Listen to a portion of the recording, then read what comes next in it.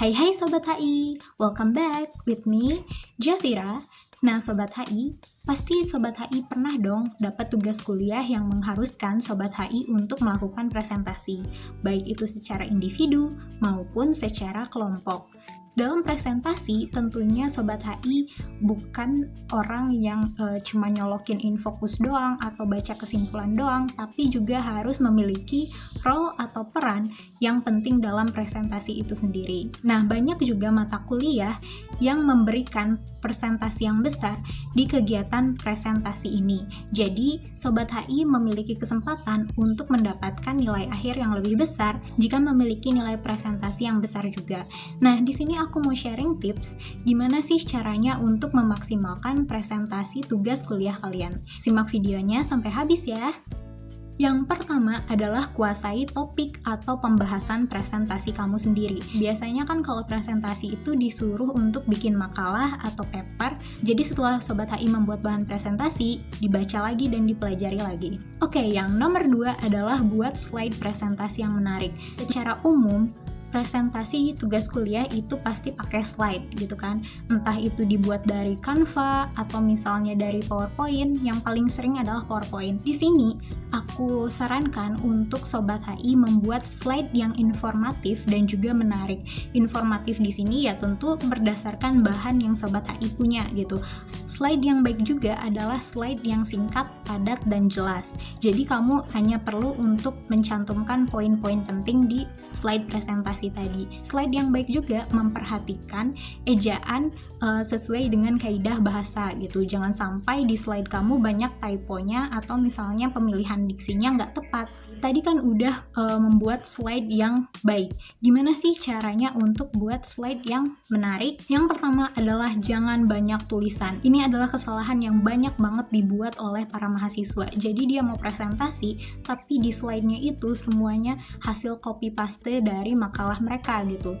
Jadi yang perlu ditampilin di slide kamu itu hanyalah poin-poin penting. Yang menjelaskan adalah kamu sendiri gitu. Nah, yang kedua yaitu jangan terlalu banyak slide. Hal ini juga banyak banget dibuat oleh para mahasiswa, malahan sampai 50 slide hanya untuk menjelaskan di satu mata kuliah doang gitu. Ngapain coba?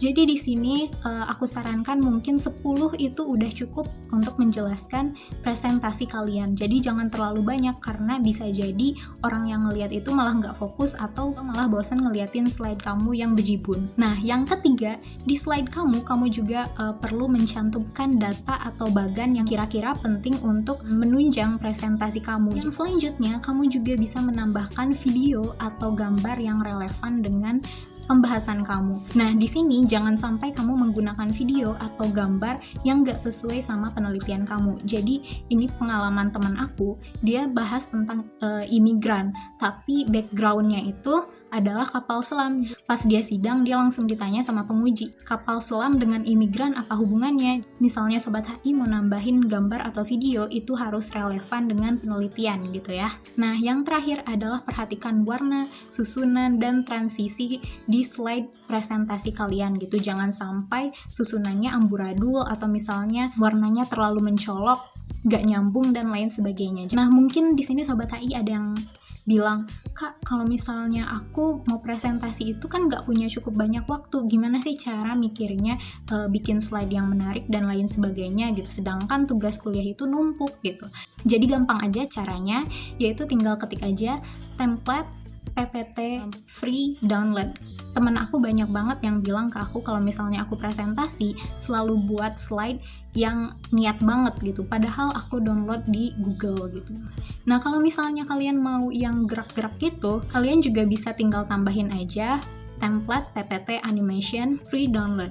Hal ini penting banget sih. Kenapa? Karena ketika kamu presentasi dan slide kamu menarik, otomatis audiens itu bakal lebih terfokus ngedengerin atau ngeliat slide dari kamu sendiri. Oke, yang ketiga yaitu latihan. Kalian di sini bisa latihan dengan teman kalian, atau misalnya kalau malu kalian bisa latihan depan kaca. Hal ini bisa meningkatkan kelancaran kalian dalam mempresentasikan sesuatu gitu. Jadi kalian nggak kagok untuk menjelaskannya. Nah, di sini juga kalau misalnya presentasi kalian itu adalah presentasi kelompok, kalian juga harus memperhatikan urutan kalian itu yang keberapa, atau mempresentasikan bahan presentasi yang mana. Jangan sampai pas presentasi ini baru diributkan gitu. Jadi kan nggak enak audiens ngeliat kita, iya aku yang mana, dan lain-lain. Oke, yang selanjutnya adalah persiapkan lebih awal. Misalnya kalau kalian presentasinya di kampus, kalian itu harus udah siap-siap sebelum mata kuliahnya dimulai. Atau misalnya kalau secara online, kalian harus memastikan hal-hal seperti internet kalian berjalan dengan lancar atau enggak, terus misalnya slide-nya udah baik atau enggak, dan lain sebagainya. Pokoknya ini harus dipersiapkan sebelum kita presentasi gitu, supaya presentasi kita itu berjalan dengan lancar. Nah, yang selanjutnya saat presentasi, gimana sih caranya kita untuk menarik audiens? Buka presentasi kalian menggunakan suara yang tegas dan kalau bisa keras. Karena apa? Biasanya mahasiswa itu bakal sibuk dengan kegiatannya sendiri, entah itu main HP atau misalnya malah ngobrol sama teman-temannya gitu kan. Nah, di sini kalian harus dapat attention dari mereka dengan menggunakan suara ini. Atau kalian juga bisa memutar video sebelum presentasi gitu. Menurut pengalaman aku sih, dengan hal ini teman-teman kamu itu langsung nengok gitu. Seenggaknya kamu udah dapat attention dari para audiens. Nah, selanjutnya kamu juga harus optimalkan waktu presentasi kamu. Menurut aku, waktu 10-15 menit adalah waktu yang optimal untuk menyampaikan presentasi. Jadi audiens itu nggak terlalu bosan mendengar kamu yang nyeloteh panjang dan lebar. Yang terakhir adalah jawab pertanyaan. Gimana sih cara jawab pertanyaan yang baik? Tentu aja kalau misalnya kalian udah mempelajari bahan presentasi kalian dengan baik, kalian bisa menjawab pertanyaan ini gitu.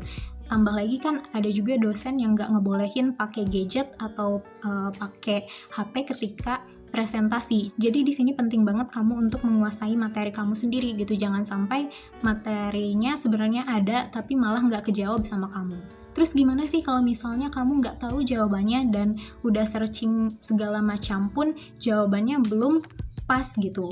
Nah, kalau kayak gini, kamu bisa terus terang sama audiens kalau misalnya kamu belum dapat jawaban pasti. Misalnya, saya minta maaf sebelumnya, dari kelompok kami cuma tahu bahwa WHO melakukan ini, tapi kami juga belum tahu jawaban pastinya, dan lain sebagainya. Jadi, ketika kamu nggak tahu jawaban dari pertanyaan teman kamu, itu adalah hal yang wajar gitu. Karena kita itu manusia, belum tentu tahu tentang semuanya gitu. Yang penting kamu udah berusaha. Terus gimana sih caranya untuk menanggapi pertanyaan yang out of topic? Sering banget nih temen kamu nanya, misalnya kamu lagi bahas tentang nuklir Korea Utara, tiba-tiba dia nanya tentang nuklir India gitu kan. Jadi ini kan out of topic. Jadi kamu bilang aja, kamu jelaskan batasan penelitian kamu. Maaf sebelumnya, batasan penelitian kami hanya berada pada nuklir Korea Utara. Jadi kalau misalnya teman-teman bertanya tentang itu, mungkin kita bisa diskusikan di lain waktu. Kalian bisa aja jawab kayak gitu, karena